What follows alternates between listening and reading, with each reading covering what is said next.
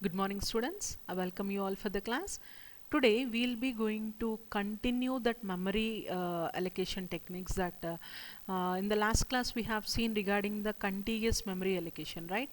So what is a contiguous memory allocation and what are the two different types we are having in that contiguous memory allocation, that is fixed and variable. What are the advantages of fixed and what are the drawbacks of fixed, and what are the advantages of variable and drawbacks of variable partitioning, all the things we have seen in the last class. And today we'll be going to discuss regarding memory allocation algorithms. So when you are discussing this memory allocation algorithms, there are mainly three memory allocation algorithms. The first one is the first fit, best fit and worst fit. So these three are the memory allocation algorithms. Fine. So when we are going to talk with this memory allocation algorithms, these memory allocation algorithms are used both by the fixed and variable. So it is not particularly meant for fixed or not particularly meant for variable. These algorithms are meant both for the fixed type of allocation and the variable type of allocation. So the operating system must keep list of each memory location, noting that which are free, what are the free available spaces and what are which spaces are busy. So that is the responsibility of an operating system.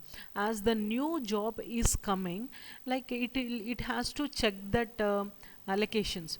So if the free is there, that process can accommodate, we can allocate to that process, or else we have to tell that process to wait. So how we are going to do all these things are going to see in this today's lecture. Fine. So here for both fixed and the dynamic memory allocation, what we are going to do is the operating system must keep a list, like the operating system is going to maintain a list, like which are free spaces and which are like busy spaces. Busy in the sense allocated. So what are free and what are allocated, the operating system which is going to maintain, the operating system is going to maintain the list of both free spaces as well as the busy spaces. So that is the responsibility of the operating system. Suppose for example, if a process P4 came, if a process P1 came, this P1 needs 6 KB of memory. So what the operating system will do is, it will be going to check in the free spaces whether that can I accommodate that 6 KB of memory to that process P1 or not. How it is coming to know, in the sense by checking the free spaces. If that much free space is available, the operating system will let that process P1 onto the main memory. If that space is not available, like we are making that process P1 to wait until if any process in the main memory leaves the main memory and we swap out to the secondary memory. So we got a swapping concept, right?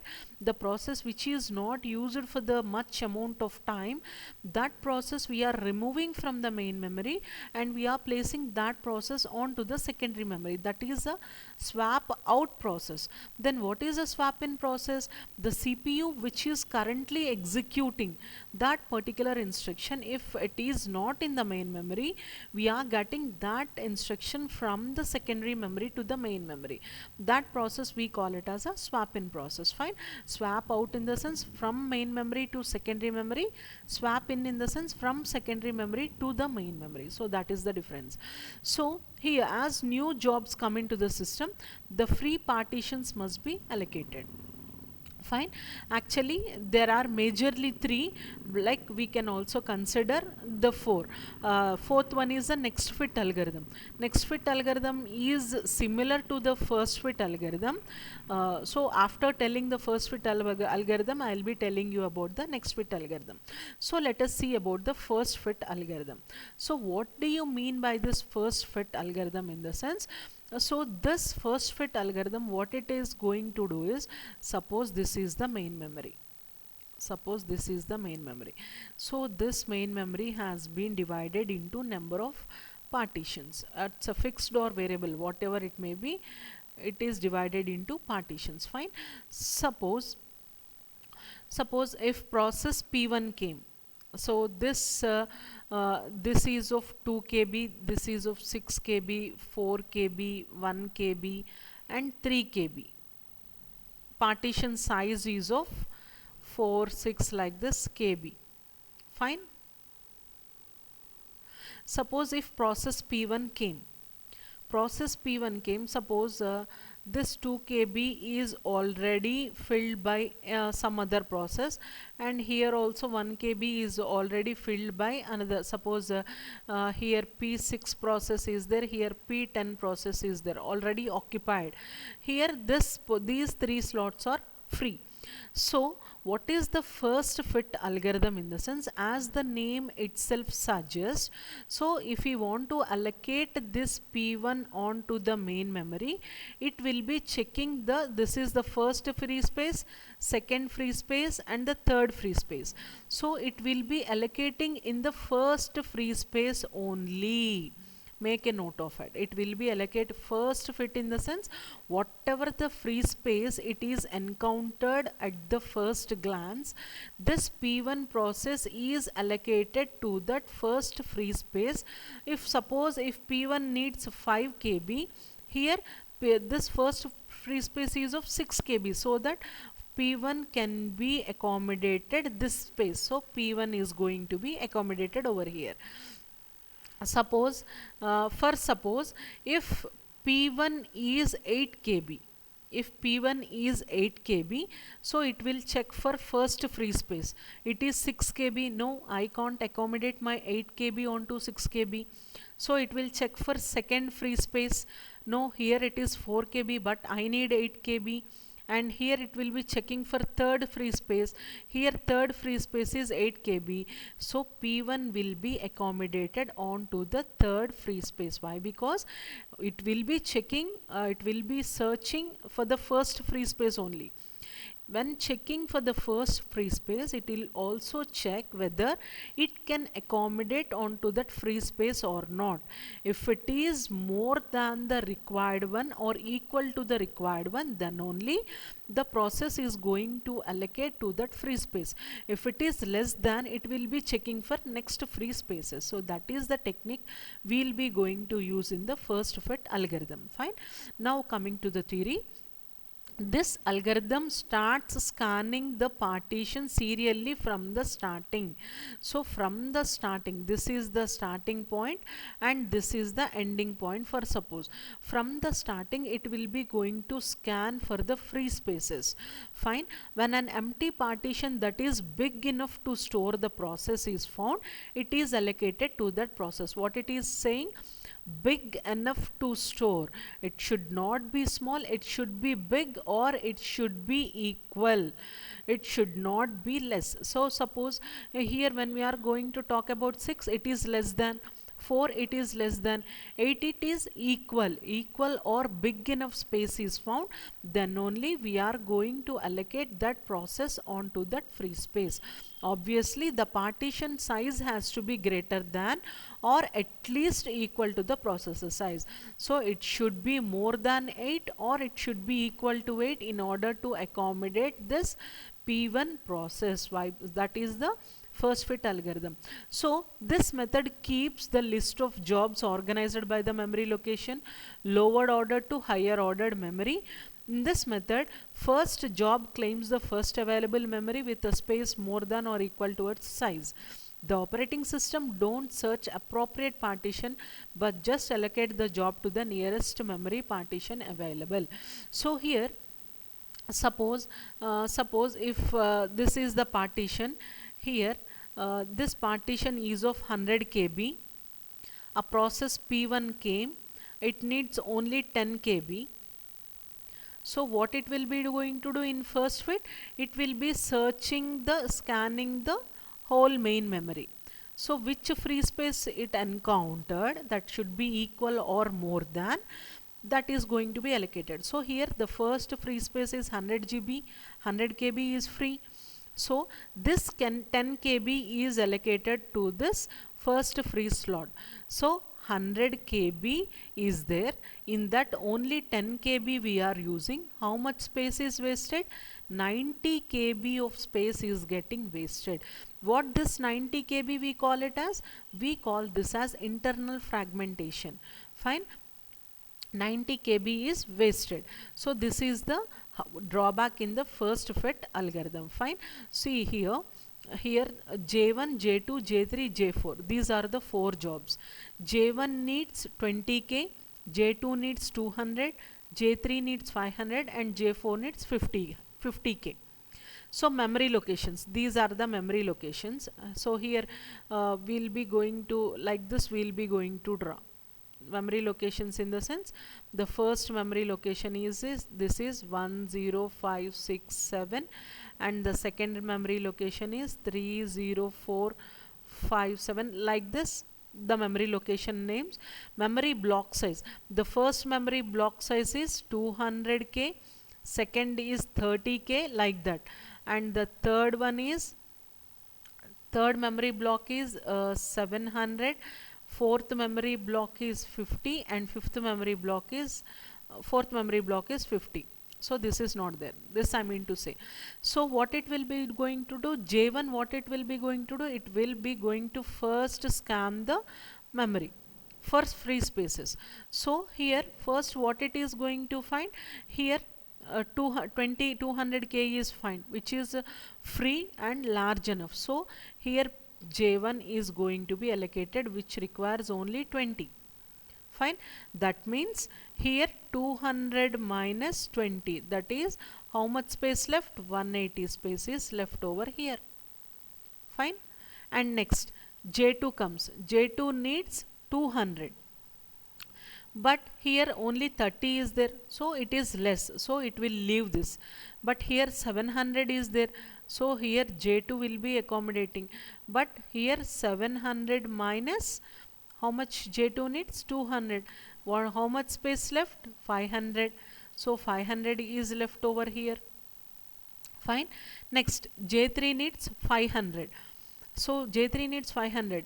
So here 30 space is there and 50 space is there. Can we accommodate J3? No. Why? Because there is no such big space left over here.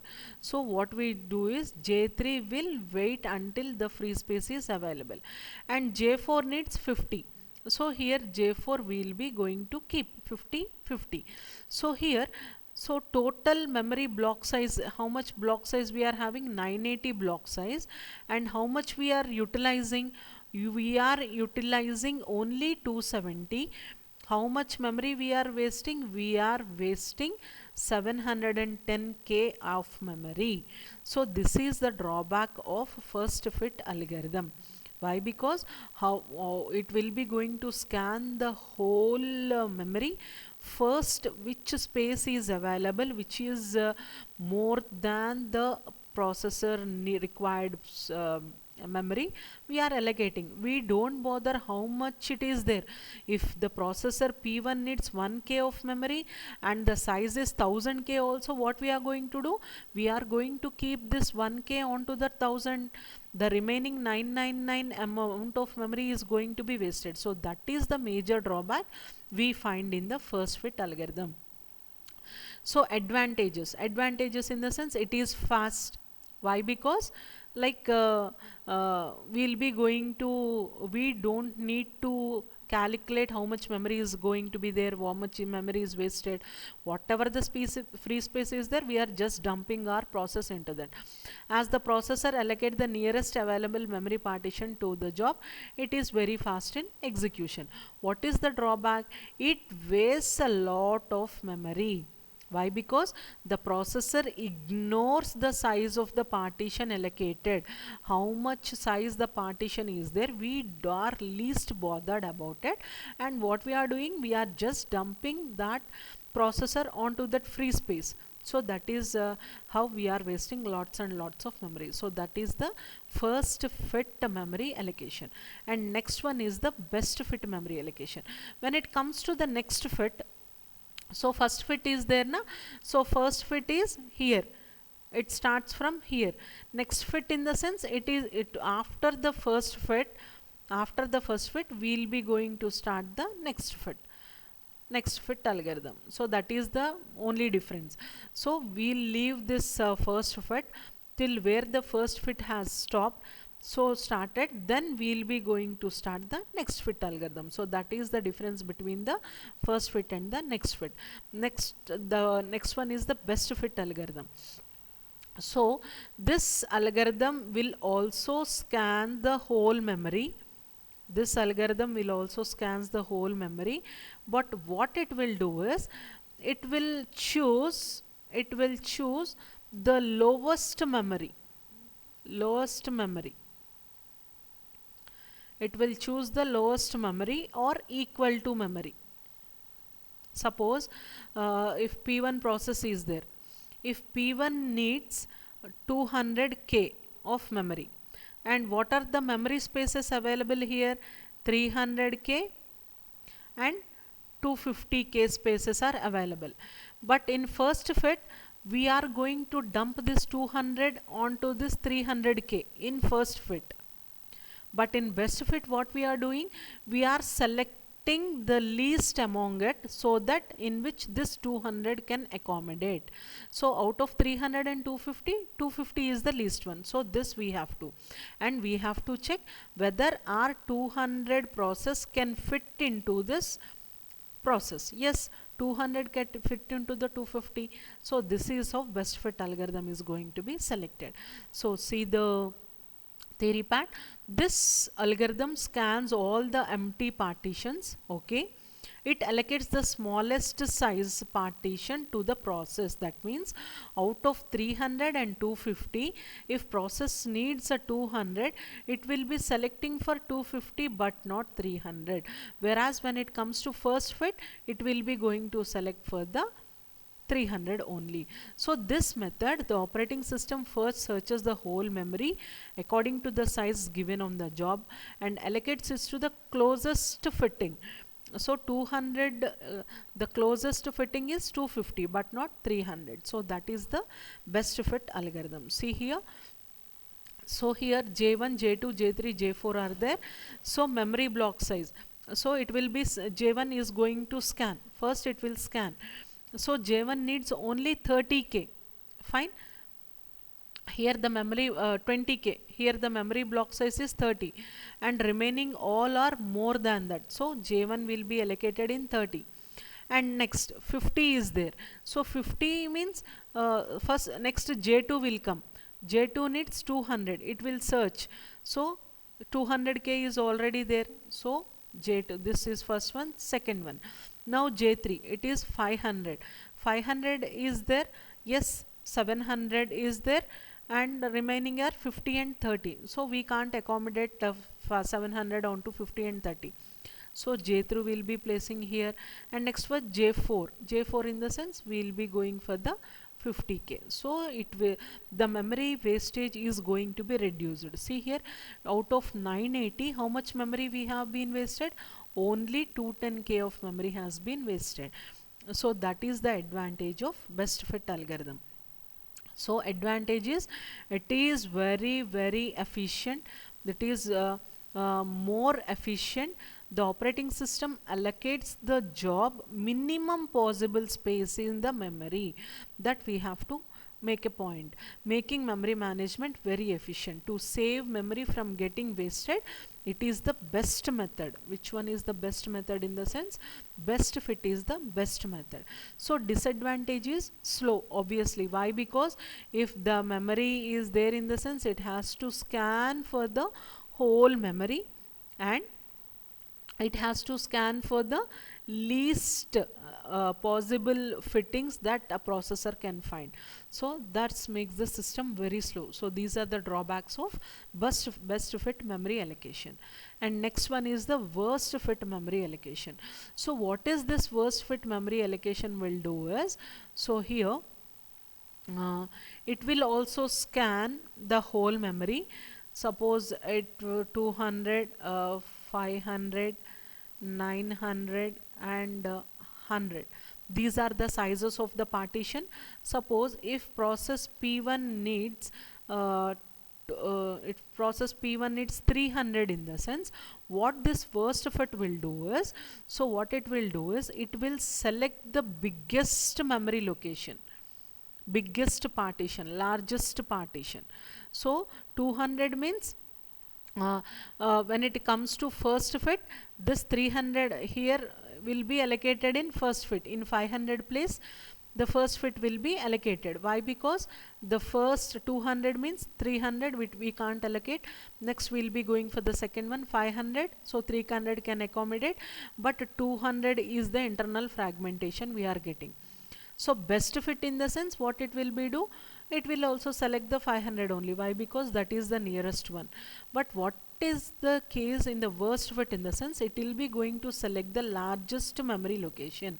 Why? Because here 900 minus 200, fine, we are having 900 KB over here, fine. In that 900 KB, how much memory how much memory we are in need of is 300 memory, fine.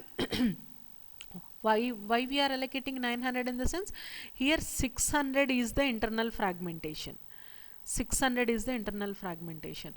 So if we are having a less internal fragmentation, suppose here 200 is there, suppose if process another process P5 came, P5 needs 450.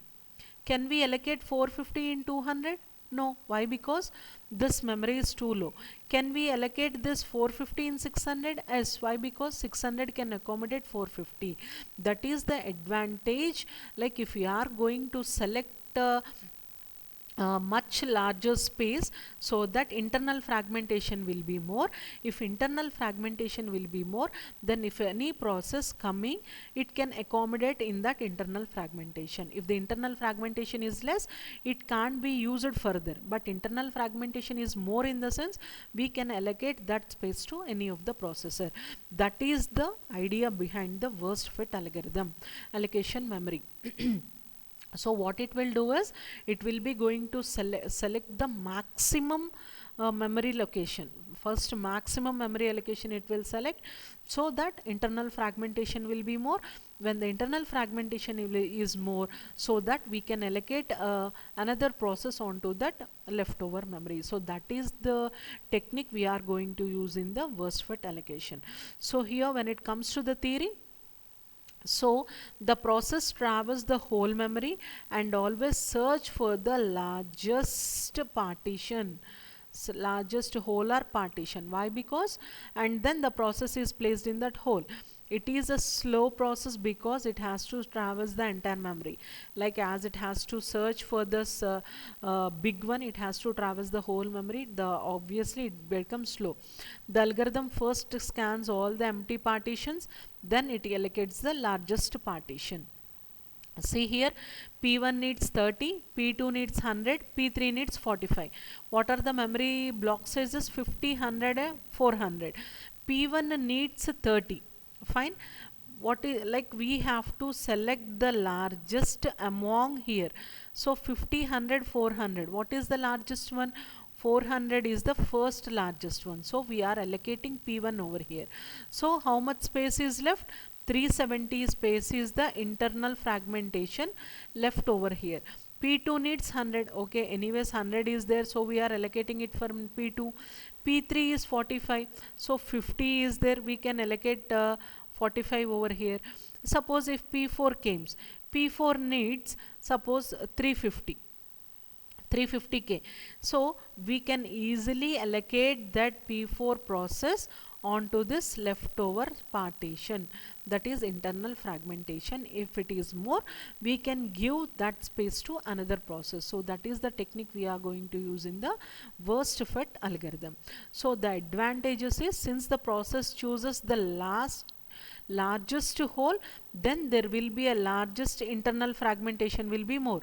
Now this internal fragmentation will be quite big, so that other process can also placed in the leftover partition. So that is the main technique behind the worst fit allocation algorithm. What is the drawback? Obviously it is slow. Why? Because it has to search the whole, it has to traverse the whole memory location, and it has to select the largest one at each and every time. So this is the drawback of this mm, worst fit memory allocation. Fine. So this is how the memory is going to be allocated. So what are the three techniques we are going to use? Is first fit, best fit, worst fit. At a glance I am telling you first fit in the sense it scans the whole memory, which hole or partition is free. That free should be more than or equal to the processor size. Fine, we have to make a note of it. So which scans the first one, whether that may be a large enough, it doesn't bother, it will just dump that processor onto that large enough space. So that what is the drawback we are facing? Much and much amount of memory is going to be wasted. So that is the drawback, but it is very easy and quick. Why? Because it is very easy for the operating system. And next one is best fit. Best fit in the sense it is also traversing the whole memory. What it will do is it will select the nearest possible value of memory location, not the least one, not the highest one. Nearest value, if 300 in the sense 250 it will select, as we have seen in the example. So that is the best fit. It is also slow because it has to traverse, but the advantage is there is no wastage of memory will be there. Wastage of memory is going to be less when it comes to the best fit memory allocation. When it comes to the worst fit allocation, it will also scans the whole memory, and it will selects the largest space available, so that internal fragmentation will be more. When the internal fragmentation will be more, whenever the next process comes, that process may be much amount of possibilities to fit into that internal fragmentation. That is the technique that is going to be followed by this uh, worst fit memory allocation algorithm. So these are the three memory allocation algorithms in order to place the processes onto the memory. So based on the requirement, we will be going to select first fit, best fit or worst fit algorithms. And students, that's all for today, and we will be going to start another concept in the next class. Thank you all students. Have a great day.